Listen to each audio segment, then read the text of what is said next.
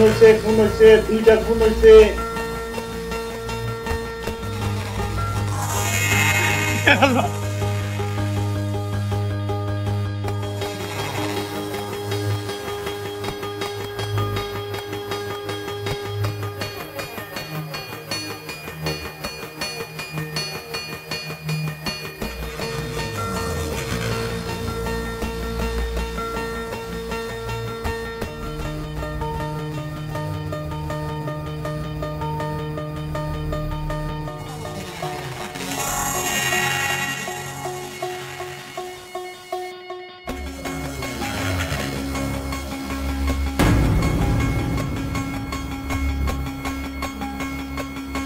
আচ্ছা ভাই, এই যে এখানে যে দুইটা মার্ডার হয়েছে, এই মার্ডার সম্বন্ধে আমরা কোনো কিছু জানেন? কেমনে কি হইলো ভাই, এটা আমরা তো কিছুই বুঝতে পারছি না। আমরা শুনতে পাচ্ছি এখানে যে দুইটা লোক মারা গেছে, আপনি কিছু জানেন ভাই? আপনি কি এই সম্বন্ধে কোনো কিছু আমাদেরকে? আমি কোনো কিছু বলতে পারবো না। সুপ্রিয় দর্শক বিন্দু, আমরা কিছুক্ষণের মধ্যে আপনাদেরকে জানিয়ে দেব যে এখানে কি কারণে দুইটা মার্ডার হয়েছে। তো আমরা এখন আর সরাসরি যেতে পারতেছি না, দেখি পড়াশোনার লোক আসছে, এখানে অনেকে আসছে।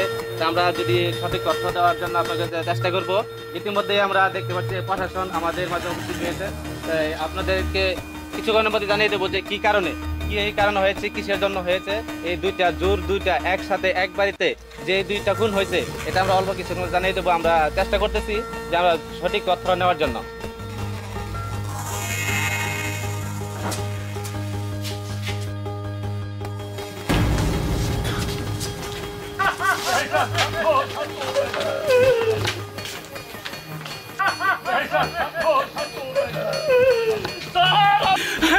আমার সারা রহিমরে কই দিতেছেন আপনারা?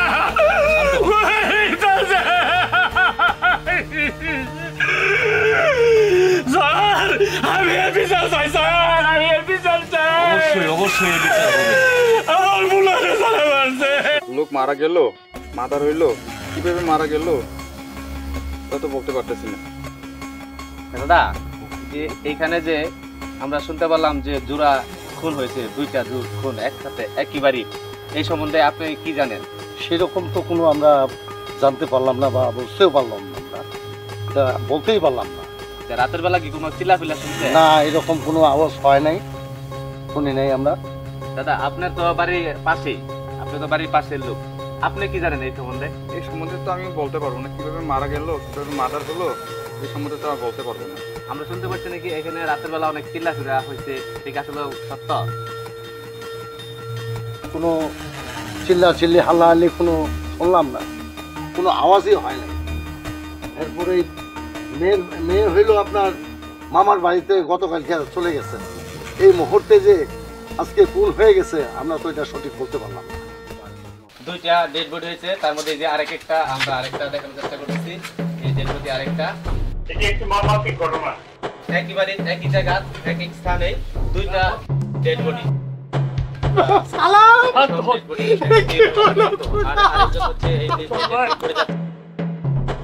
তিনি সৌদি প্রবাসী ছিলেন, উনিও ডেড বডি দেখলাম। আর এর আগে যেখানে এক জায়গায় দুইটা ডেড বডি, সেখানে রহিম নামে একজন, সালাম ছিল, সালাম। এটি একটি মর্মান্তিক ঘটনা।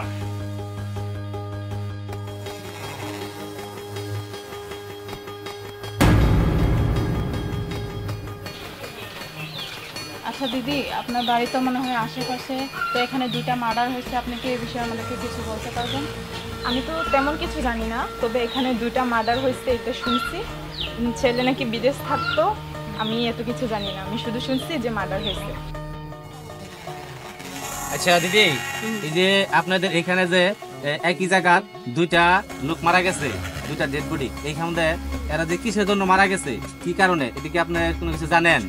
না, আমরা তো জানি না এটার বিষয়ে। আপনারা কোনো কিছু জানেন না? না।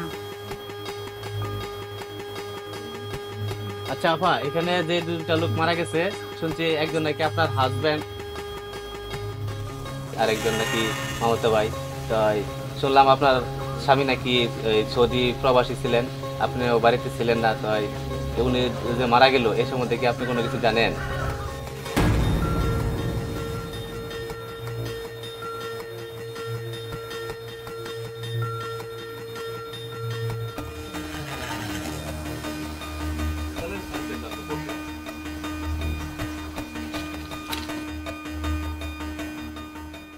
হেলা বেগম,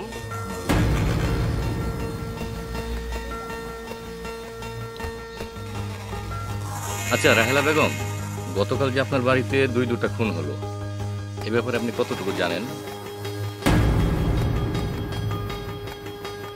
কাউকে কি কোনো সন্দেহ হয়? আপনি আমাকে বলতে পারেন।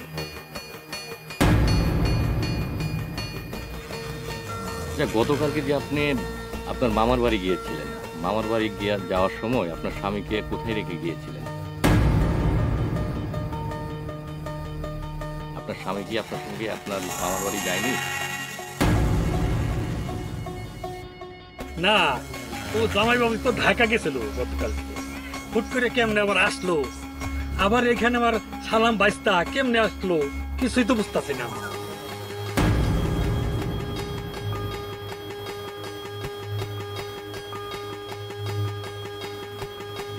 ঠিক আছে,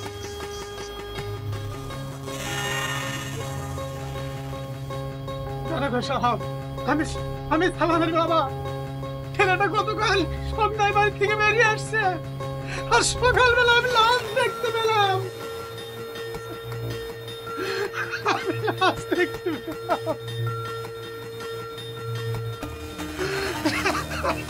আপনার বিচার হবে, আপনি শান্ত হন।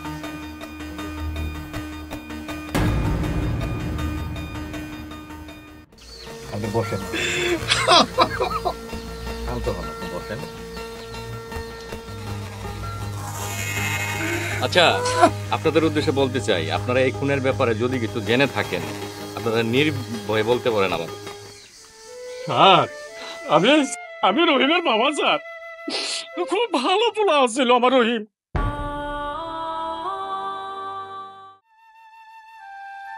জায়গা জমি বেচা বিদেশ পাঠাইলাম, বিদেশ তো নাইয়া পোলাটারে বিয়ে করাইছি। বউটারে খুব ভালোবাসে, খুব আদর করে। কইছিল, বাবা আমি আর বিদেশে যাও না, বউথি আমি আর বিদেশ যাব না।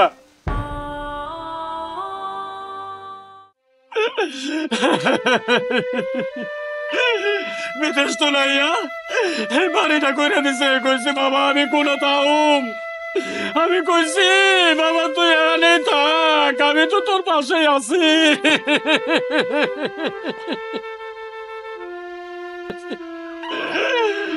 আমার পোলাটা রেখে যে সর্বনাশ করলো স্যার।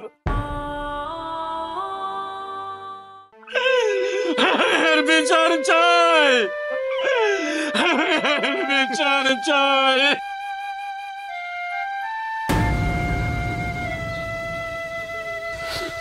আপনি শান্ত হন, বিচার হবে। তা আমরা এখন আসি। আসসালামু আলাইকুম স্যার। ওয়ালাইকুম সালাম। সব ঠিক আছে? জি স্যার, ঠিক আছে, চলো। আমি মনে হয় জীবনে পালা হইতাম না।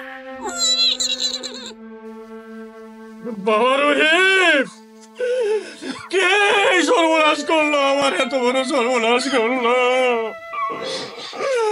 আল্লাহ তুমি এর বিচার করো আল্লাহ। আমি যেন এর বিচার দেখে যাইতে পারি, আমি যেন দেখে যাইতে পারি আল্লাহ।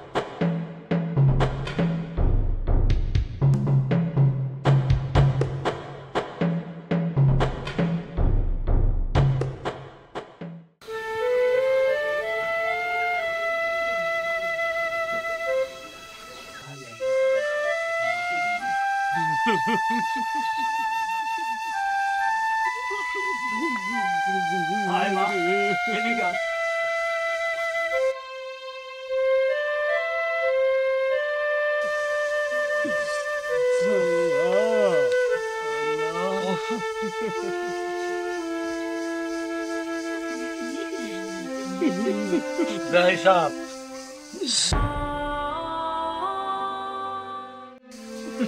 আমার ভাগ্যটারে আমার বাড়িতে নিয়ে যায়, স্বামী মারা গেছে, মনটা খুব খারাপ।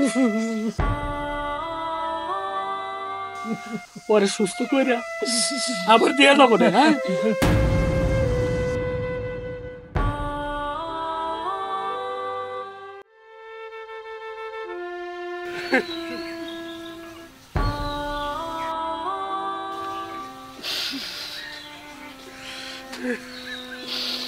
বৌমা, বাবা বৌমা, এই বয়সে তুমি হইলা স্বামী হারা, আর আমি হয়েছি সন্তান হারা। রবি হয়ে উপরালার ইচ্ছা। যাও মা, তোমার মামার সাথে বাড়ি গিয়ে গোসল করে চারটে খাও গা, যাও। বাবা আপনি আমারে ক্ষমা কইরা দিয়েন, আমি আপনার পোলারে ধরে রাখতে পারি নাই। স্বামী কি জিনিস আমি আগে বুঝি নাই। বাবা আমি হারে হারে টের পাইতাছি, আমারে ক্ষমা কইরা দিয়েন। কষ্টে কষ্টে আমার বুকটা ফাইটা হয়ে যাচ্ছে। আয় না, আয়, আয়।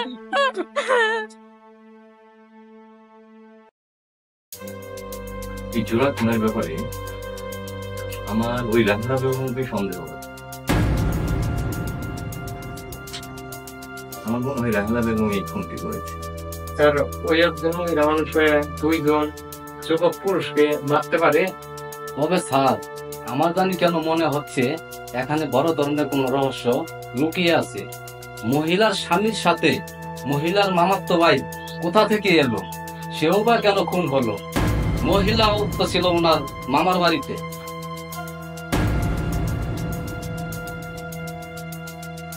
স্যার আপনি কিন্তু আমাদের চেয়ে অনেক বেশি জানেন। ওই জোড়া খুনের রহস্য কিন্তু আপনি তথ্য কিন্তু বার করতে পারেন। হ্যাঁ স্যার।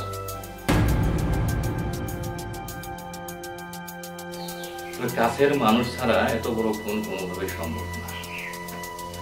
সন্দেহের তীর এখন ওই রাহেলা বেগমের উপর চলে দিতে হবে। হ্যাঁ স্যার। ওকে অ্যারেস্ট না করে দেখি কিছু তথ্য বের করতে পারি কিনা। হ্যাঁ, আজ 8-10 দিন হইল পোলাটা মইরা গেলে। আপনারা কি আমার পোলার খুনির ব্যাপারে কোনো হদিস করতে পারলেন? আপনি শান্ত হন। পোলাটা মইরা যাওয়ার পর থেকে এই বুকটার মধ্যে শুধু হাহাকার করে আগুন জ্বলতেছে।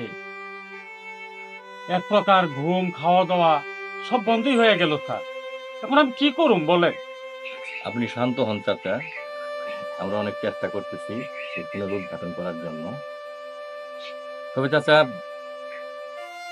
আপনি যদি কিছু না মনে করেন। হ্যাঁ, না বলেন। আমি আপনার ছেলের বউয়ের সঙ্গে কথা বলতে। হ্যাঁ বলেন। ডাকবো তাহলে বৌমাকে? জি। বৌমা, বৌমা। বাবা আইতাছি।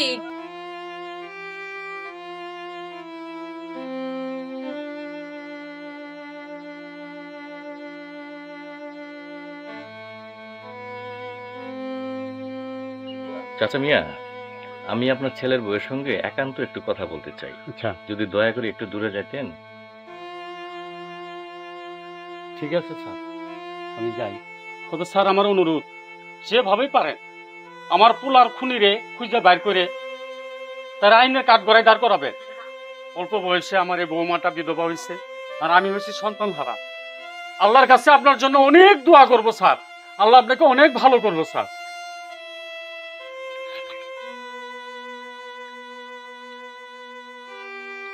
আপনি বসুন। আমি জানি আমাদের শাসক, তবুও আমাদের দায়িত্ব পালন করতে হয়।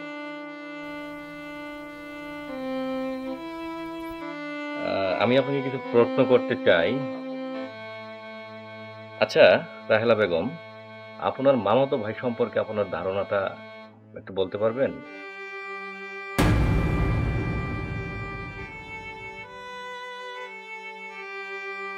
আর মানে আপনার মামাতো ভাই আপনার বাড়িতে হঠাৎ কেন? না মানে আপনার মামাতো ভাই হঠাৎ আপনার বাড়িতে কোন উদ্দেশ্যে আগমন?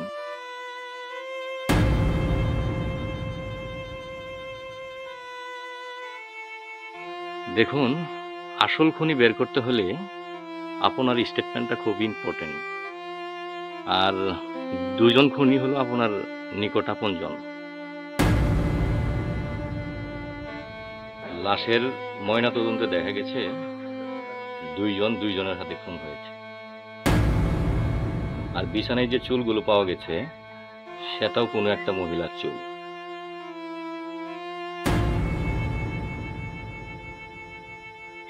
আচ্ছা, কিছু মনে করবেন না, তাদের চরিত্রে কোনো সমস্যা ছিল কি? হ্যাঁ দারোগা সাহেব, চারিত্রিক সমস্যা ছিল। যেমন? যেটা ছিল ওদের দুজনের না। তাহলে কার রাহেলা বেগম? আপনি না বললে তো আসল খুনিকে বের করা সম্ভব না। বলুন রাহেলা বেগম, বলুন। আমার ছিল চারিত্রিক সমস্যা।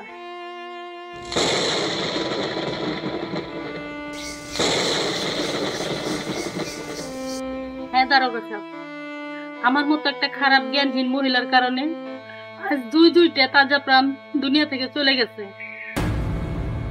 আমি আপনারা সব খুলে কইতাছি, তাতে আমার জেল ফাঁস যাই হইব। হ্যাঁ হ্যাঁ বলুন।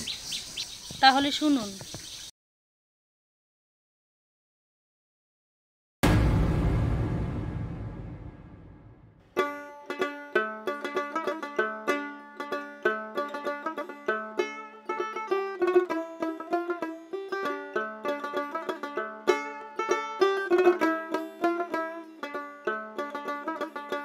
আমি মনে হয় জীবনে পালা হইতাম।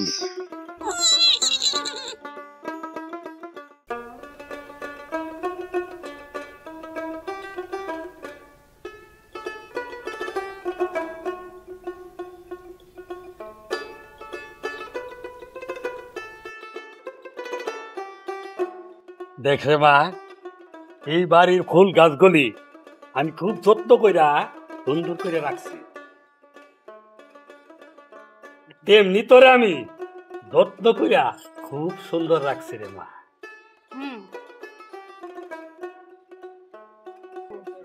শোন বাগনি, তোর আমি ছোট থেকে ভালো ভালো পড়াইছি, আদর যত্ন করে খাওয়াইয়া বড় করছি। এখন যদি তোর আমি ওই গরিব করে বিয়া দিই তাহলে তোর কষ্টের সীমা থাকতো না। সাথে এই তোর মা মরু কলচাটা পয়রা যাইব রে মা। মামা, আপনার কথা কি আমি কোনোদিন অমান্য করছি? আর কোনোদিন করতামও না।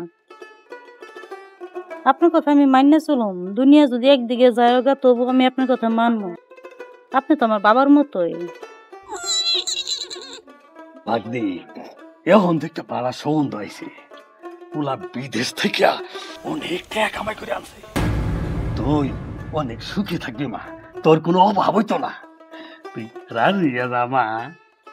কিন্তু মামা, আমি তো আমার মামাতো ভাই সালামরে পছন্দ করি। ধর পেটি, ওইটা একটা বখাইটা পোলা শহরে কত মাইয়ার জীবন নষ্ট করছে তুই জানোস? শোন মা, আমি যে পোলাটা ঠিক করছি এই পোলাটাই তো ঠিক।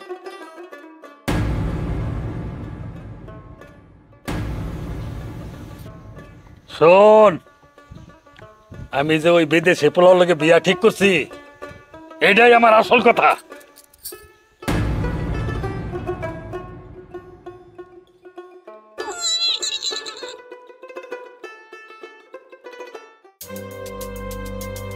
তুমি যতই তাল বাহানা করো, ওই প্রবাসীর লগে তোমার বিয়াটা দিয়ে আমার শিকার ফাইনাল করো।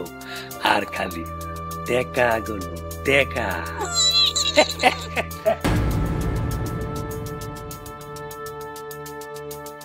ওই বিদেশি পোলা ইন্তেকাল করলে সব ধন সম্পত্তি আমার হাতে চলে আইব। না, এইটা সারণ যাইব না, এটা আমার করতেই হইব।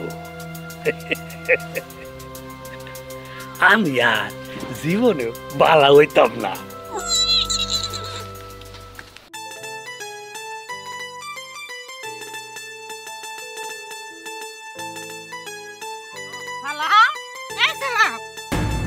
তুমি রোদের মধ্যে শুয়ে রয়েছো কে?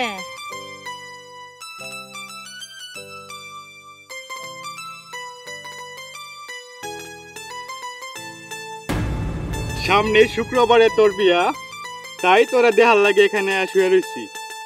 তাই বলে রোদের মধ্যে? আরে আমার কি আর রোদ বৃষ্টি ঝড় তুফান আছে?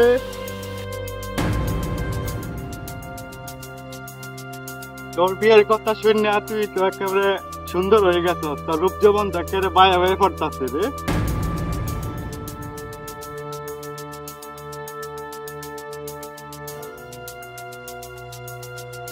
বিয়েতে মত দেওয়ার আগে আমার কথা একবারও ভাবলি না রাহেলা? তোর লাগে আমি কি না করছি, শহর থেকে গ্রামে পড়ে রয়েছে শুধু তোর লাগিয়া। ভাবছিলাম ধান কাটার পরে তোরে বিয়ে করিয়া সুখে সংসার করব। আমি তো তোমারে অনেক পছন্দ করেছিলাম, সেটা তুমি জানো আগে থেকে। কিন্তু যে মামা আমার এত কষ্ট করে বড় করছে, লালন পালন করছে, সেই মামার কথার বাইরে আমি কেমনে যাবো? তুমি আমার ক্ষমা করে দিও। তুমি পারলে একটা বিয়ে করে নাও, আমারে তুমি মাফ করে দাও, বুঝলে দাও আমারে। কইলি কি বুলন যাই রে রাহলা? আমার কাম আছে বাইতে, আমি যাই।